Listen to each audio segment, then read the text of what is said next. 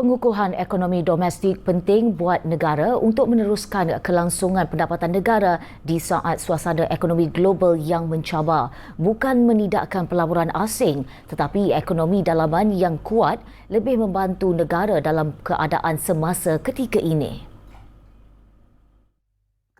Penganalisis ekonomi UniKL Business School, Profesor Madya Dr. Aimi Zulhazmi Abdul Rashid berkata, dengan pelan ekonomi madani disokong oleh rancangan Malaysia ke-12, negara mampu mengekalkan momentum ekonomi yang baik. Kalau kita ni pemain domestik dan kita adalah raja dalam kawasan kita, kita mesti mempertahankan, kita harus melabur dan menambahkan pendapatan. Kita dah bukan pendapatan kita, pendapatan pekerja kita lagi. Ya, jadi kita tak ada masalah dari isu pekerja lagi dan sebagainya. Kita harus melihat dari aspek itu. Dan this is where we are, dan juga FDI itu akan masuk. Bergantung kepada pilihannya sebab dia tetap melihat Malaysia berbanding dengan Thailand, berbanding dengan Singapura, berbanding dengan Filipina. Saya letak duit kat Malaysia, berapa pulangan saya dapat.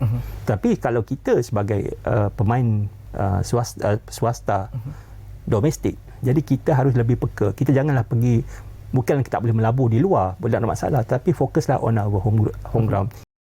Beliau berkata demikian ketika menjadi panel dalam program Ruang Bicara terbitan bernama TV yang membincangkan topik pengukuhan madani pemerkasaan ekonomi malam tadi. Dr. Aimi Zulhazmi berkata, negara mempunyai kapasiti mencukupi dari segi potensi pasaran perniagaan walaupun skopnya tidak seluas seperti negara maju berpenduduk ramai. Beliau juga berkata suasana global dengan geopolitik yang tidak stabil adalah lebih baik pemain industri tempatan fokus kepada memperkukuh perniagaan masing-masing.